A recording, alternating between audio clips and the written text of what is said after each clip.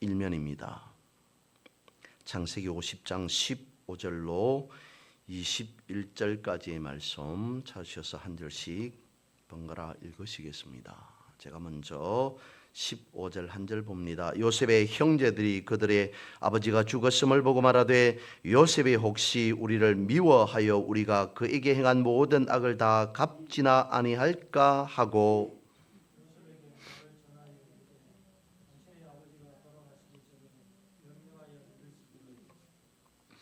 너희는 이같이 요셉에게 이르라 내 형들이 내게 악을 행하였을지라도 이제 바라건대 그들의 허물과 죄를 용서하라 하셨나니 당신 아버지의 하나님의 종들인 우리 죄를 이제 용서하소서 하며 요셉이 그들이 그에게 하는 말을 들을 때에 울었더라.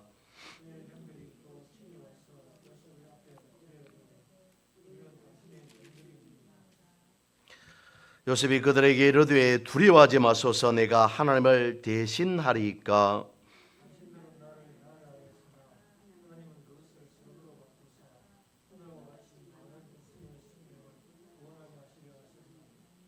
(21절) 같이 보겠습니다. 당신들은 두려워하지 마소서 내가 당신들과 당신들의 자녀를 기르리이다 하고 그들을 간곡한 말로 위로하였더라. 아멘. 복음서에서 등장하는 말씀입니다마는 마태복음 16장 말씀에 보면 베드로의 그 유명한 고백이 나오죠. 예수님께서 제자들에게 묻습니다. 너희들은 나를 누구라 하느냐? 베드로의 멋진 신앙 고백을 들은 예수님께서 베드로에게 말씀하십니다. 내가 천국의 열쇠를 내게 허락하노라 라고 말씀하십니다.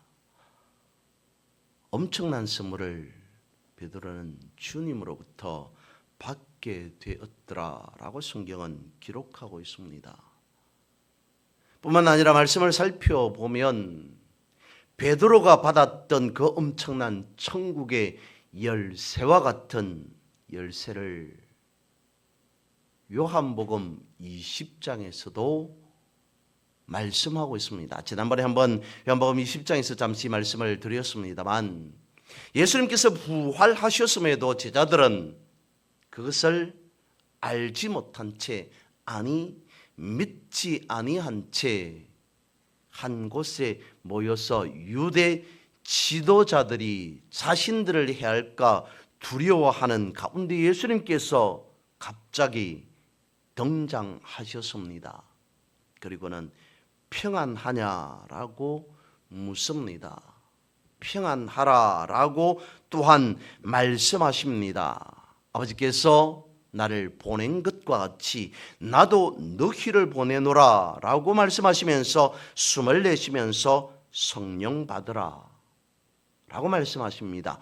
그리고 난 뒤에 주님께서 하신 말씀이 제자들을 향하여서 이후로 너희들의 누구의 죄를 용서하든지 간에 죄를 용서하면 사해질 것이고 용서하지 않으면 그 죄는 그대로 있을 것이다 라고 말씀하시는 부분이 있죠. 열쇠라고 하는 그 부분을 연결해서 보면 예수님께서 제자들에게 그것도 두려워 떨고 있는 예수님을 그리스도로 부활하실 거라는 것을 믿지 않고 있었던 그런 제자들에게 엄청난 선물, 예수님께서 죄를 용서하심과 같이 이제는 제자들 너희들 또한 누구의 죄든지 용서하면 용서되어질 것이다 라고 하는 엄청난 열쇠를 저들에게 허락해 주셨더라 라고 성경은 또한 말씀하고 있습니다. 그러면 예수님의 제자인 베드로 그리고 또 다른 제자들에게만 그런 열쇠 선물을 허락하신 것일까요? 아니었더라는 거죠. 이미 오래전에, 그러니까 오늘 본문의 말씀에 등장하고 있는 요셉 또한 그런 엄청난 열쇠를 가졌더라라고 성경은 말씀하고 있다는 것입니다. 그렇다면 오늘 이 말씀을 보고 있는 우리는 이렇게 생각하여야 한다는 것입니다. 요셉뿐만 아니라 예수님의 제자들뿐만 아니라 오늘 우리 또한 그와 같은 열쇠가 있어야 된다. 우리에게도 이와 같은 열쇠가 필수품이다 라고 하는 것을 성경은 가르쳐 주더라는 것입니다. 그러면 우리가 갖추어야 할 열쇠에 대하여서 한번 살펴봅니다. 여러분, 어떤 하나의 일이 주어졌을 때에 그 일을 잘하는 사람과 잘하지 못하는 사람의 차이는 무엇이겠습니까? 일을 처리해 나가는 방법에서 차이가 있기 때문입니다. 일을 잘하는 사람은 이 일을 어떻게 해결해 나갈 것인가에 대한 방법을 알고 있는 사람일 것이고, 그렇지 못한 사람은, 일을 잘 처리하지 못한 사람은 그 방법 자체를 알지 못하는 사람이라는 것이겠죠. 어떤 하나의 문이 있습니다. 그 문에 자물쇠가 채워져 있습니다. 문이 잠겨 있습니다.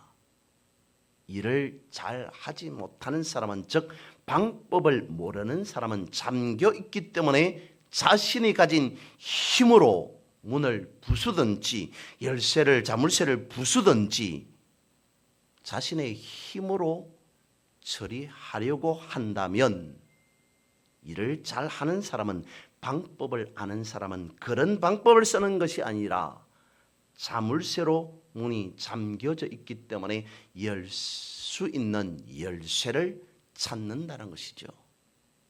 열쇠를 찾는다, 힘을 쓴다 라고 하는 것을 말씀을 드리는 것이 아니라 바로 이것이라는 겁니다. 우리가 인생을 살아가고 있습니다. 이 인생 자체가 내 인생이라고 생각하고 내 마음대로, 내 주장대로 하고 살아가는 사람은 인생에 대한, 삶에 대한 방법을 제대로 알지 못하는 사람이라고 한다면, 그 모든 삶 가운데에 하나님의 섭리가 있지 않느냐. 그래서 하나님의 이끄심대로, 하나님의 방법대로 살아가리라 라고 하는 사람이 인생의 삶의 문제의 열쇠를, 방법을 제대로 아는 사람이다 라고 할 수 있다는 것입니다.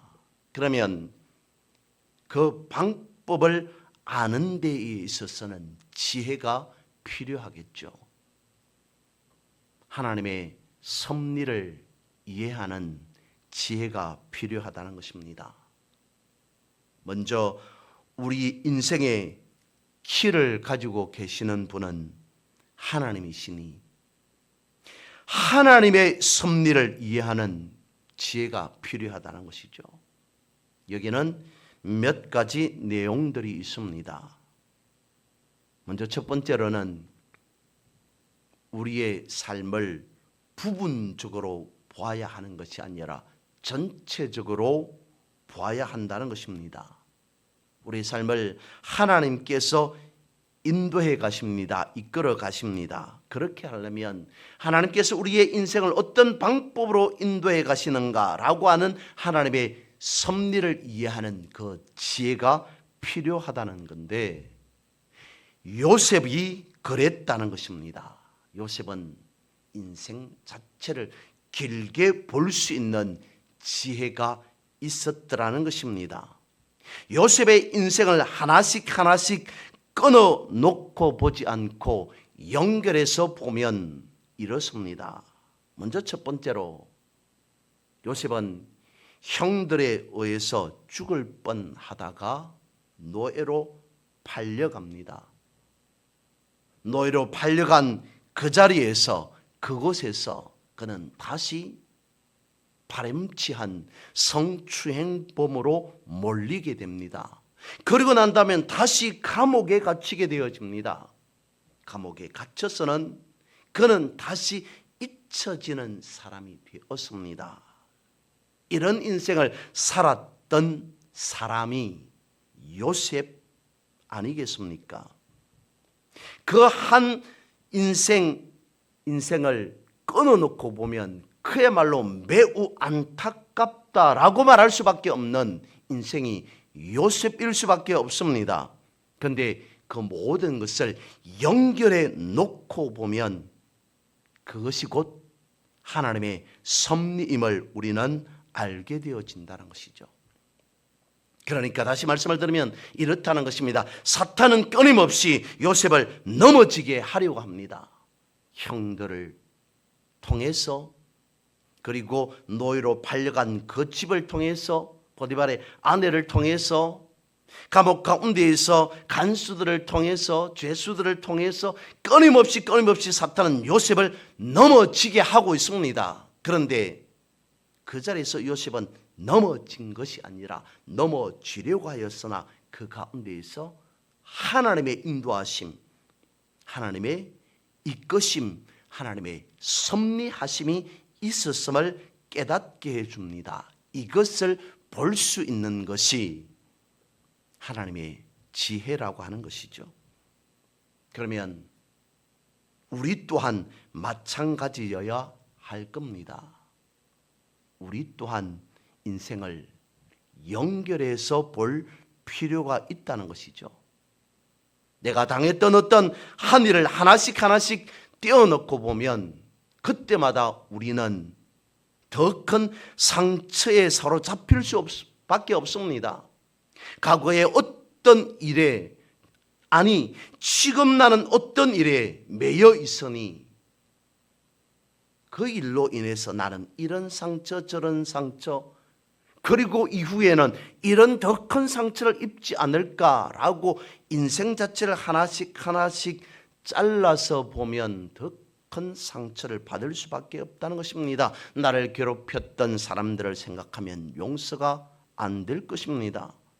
힘들었던 시간들을 생각해 보면 도저히 이해가 되어지지도 않을 겁니다. 그런데 그것보다는 연결해서 보아야 하는 연습 혹은 훈련이 필요하다는 것입니다. 물론 어느 때에는 부분적으로 봐야 할 때도 있습니다. 그래야만이 정확하게 세밀하게 볼 수 있는 여지도 있기는 합니다만, 너무 지나치게 한 단면만을 집착하여서 바라보다가는 오히려 전체를 보지 못한 채 이를 거르칠 수 있기 때문입니다. 다시 말씀을 드립니다. 사탄은 우리의 삶 속에서 끊임없이 더 나아가지 못하도록 자물쇠를 걸어두고 있지만, 하지만 하나님께서는 그 자물쇠에 맞는 열쇠를 또한 끊임없이 허락해 주신다는 것이죠. 그래서 하나님은 악을 선으로 바꾸신다. 오늘 본문의 말씀이 그것을 말씀하고 있습니다. 20절 말씀입니다. 당신들은 나를 해하려 하였으나 하나님은 그것을 선으로 바꾸사 오늘과 같이 많은 백성의 생명을 구원하게 하시려 하셨나니. 요셉의 형들의 행한 일을 보면 그야말로 악한 일이 아닐 수 없습니다. 그저 돈 몇 푼 받고 손해 정도 입히는 그것이 아니라 죽이려 했습니다. 요셉의 입장에서는 극도의 돌이키기도 싫은 그러한 경험일 수밖에 없습니다. 일찍부터 부모님과 헤어져야만 했습니다. 형제들로부터 시기와 질투를 받았습니다. 노예로 팔려가서 인신 매매에 견딜 수 없는 그러한 모욕과 수치를 당할 수밖에 없었습니다. 그야말로 요셉의 인생의 손발목에 착고가 끊임없이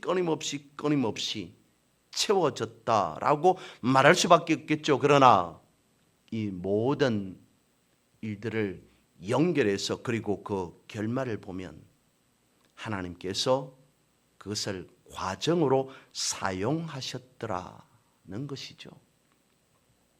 형들이 되풀이해서 생각해 보면 형들이 팔았기 때문에 애굽으로 가게 되었고, 그리고 보디발의 아내가 자신을 모함함으로 마침 왕의 시위대가 있는 감옥에 가게 되어집니다. 그리고 그곳에서 성경에서는 기록하고 있지 않지만 감옥 안에서 요셉은 어쩌면 정치와 같은 엄청난 식견이 넓어졌을 겁니다. 그리고 왕의 신하들이 그를 잊고 있었기 때문에 결국은 요셉은 총리까지 이르게 되어집니다. 하나님은 악을 선으로 바꾸는 역사를 요셉의 인생에서 요셉이라고 하는 그 삶을 모델로 우리에게 말씀해 주시고 가르쳐 주고 있다는 것입니다. 잠언 16장 9절은 이렇게 말씀하고 있습니다. 사람이 마음으로 자기의 길을 계획할지라도 그 걸음을 인도하는 자는 여호와이시다 라고 말씀을 하십니다. 또한 우리가 잘 아는 로마서 8장 28절은 말씀하고 있습니다. 하나님을 사랑하는 자 곧 그 뜻대로 부르심을 입은 자들의 모든 것이 합력하여 선을 이루게 되어진다라고까지 말씀을 하고 있습니다. 예수님께서 십자가를 지시고 골고다 언덕으로 걸어가신 그 걸음 그것은 결국 성경에서 말씀하고 있는 바와 같이 합력하여서 선을 이루는 걸음이 아니었는가라는 것이죠. 그 걸음으로 주님은 부활하셨습니다. 그 십자가의 걸음이 있었기 때문에 우리에게는 속죄가 있었고 영생이라는 엄청난 열쇠를 축복을 받게 되었습니다. 합력하여 이루는 선, 그 최고의 선을 우리가 가지게 되었다는 것입니다. 그렇다면 그 열쇠는 누가 가지고 계시는 겁니까? 다름 아닌 하나님께서 가지고 계시는 것이죠. 즉 모든 일의 판단은 하나님께서 하신다는 것입니다. 오늘 본문의 말씀 19절 말씀으로부터 보면 아버지 야곱이 죽게 되어지자 형들은 두려워합니다. 그러면서 요셉에게 용서를 구합니다. 그때 요셉은 이렇게 말을 합니다. 여러분 형님들이요, 형제들이요, 두려워하지 마십시오. 제가 감히 어떻게 하나님을 대신하겠습니까? 라고 하는 말을 합니다. 무슨 말이겠습니까? 저는 형들을 정죄하지 않습니다 라고 하는 말입니다. 저는 형들을 판단하지 않습니다. 모든 것 하나님께서 맡아서 하실 일입니다. 제가 감히 누구라고 형님들을 판단하고 형님들을 정죄하고 형님들의 모든 삶을 제가 결정하겠습니까? 저는 그렇지 않습니다. 요셉이 왜 자신이 판단하지 않는다, 형들을 함부로 비판하지 않는다라고 그렇게 말했겠습니까? 아직 상황이 끝난 것이 아니라는 것입니다. 그 모든 인생을 하나님께서 주관하시고 주장하시고 진행 중이시기에 하나님께서 판단하시고 하나님께서 결정하시고 하나님께서 하실 일이라는 것입니다. 즉 요셉은 형들의 모든 자신을 위시하여서 형들의 모든 인생을 하나님께 맡겼다라고 하는 것입니다. 요셉이 가지고 있는 열쇠가 바로 이런 거라는 겁니다. 그러면서 요셉은 형들을 용서합니다. 원수까지도 용납하는 것, 그것을 우리는 사랑이라고 이야기를 하죠. 그래서 인생을 풀어가는데 가장 중요한 요소가 있다면 그것을 우리는 사랑이라고 말할 수밖에 없습니다. 그렇습니다. 사랑은 모든 것을 온전하게 묶는, 매는 띠라는 것이죠. 고린도서 3장 13절과 14절은 말씀하고 있습니다. 누가 누구에게 불만이 있거든 서로 용납하여 피차 용서하되 주께서 너희를 용서하신 것과 같이 너희도 그리하고 이 모든 것 위에 사랑을 더하라. 이는 온전하게 매는 띠니라. 이 말씀을 풀어서 한번 생각해 보면 이럴 것 같습니다. 짐을 실을 수 있는 차에다가 엄청나게 많은 양의 짐을 싣습니다. 어떤 사람은 1톤을 실을 수 있는데 이 사람은 능력이 있어서 1.5톤, 2톤까지도 실었습니다. 하지만 아무리 짐을 많이 싣는다 하더라도 단단히 묶지 않으면 움직일 때, 달릴 때에 쌓아두었던 그 모든 물건은 쏟아질 수밖에 없습니다. 많이 쌓는 것이 중요한 것이 아니라 중요한 것은 단단히 묶는 것이라는 것이죠. 결국 모든 것을 성경의 이름과 같이 온전하게 묶어주는 끈이 필요한데 그 끈이 바로 다름 아닌 사랑이라고 성경은 말씀해 주고 있습니다. 성도인 우리가 인생을 살아가면서 무엇을 하든지 간에 그 모든 삶 속에 그 삶을 의미 있게 해 주는 것이 다름 아닌 사랑이라는 것입니다. 그래서 사랑은 모든 일의 시작임과 동시에 모든 일의 완성이 되어지기도 합니다. 요셉이 보여주는 형들에 대한 용서, 그것은 다름 아닌 사랑이 들어 있었던 겁니다. 형들은 요셉을 사랑했어야만 함에도 불구하고 그렇지 못했습니다. 미워했습니다. 요셉은 형들을 미워할 수 있었습니다. 원망할 수 있었으나 그러나 사랑했습니다. 이것이 요셉이 가진 열쇠라는 것이죠. 이 모든 것들을 하나로 꿰어서 아름다운 열매로 나타나게 하는 비결, 그것은 다름 아닌 사랑 때문이라는 것입니다. 그래서 사랑하는 사람만이 하나님의 역사를 이룰 수 있다는 것이죠. 그리고 오늘 본문의 말씀은 그것을 우리에게 가르쳐 주고 있습니다. 우리의 삶에서 구하는 것 이상으로 더 많이 베풀 수 있어야 한다. 그런 열쇠를 우리가 가지고 있어야 된다라고 말씀하고 있습니다. 요셉은 형들의 죄를 용서하는 것은 물론이거니와 앞으로의 모든 삶을 책임지겠다고 약속합니다. 형들이 먼저 요구한 것이 아니라 요셉이 먼저 베풀었다는 것입니다.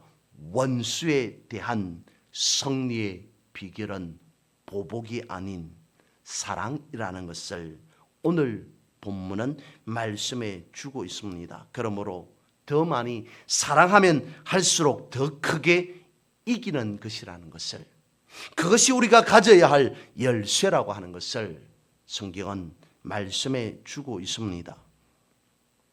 그렇습니다. 지금 우리의 삶이 분명히 어느 방향으로 나아가고 있는지에 대한 흐름은 잡고 있어야 됩니다. 성경을 통하여서, 말씀을 통하여서 하나님의 섭리의 원칙을 알아야 되고 우리의 삶을 돌아보아야 합니다.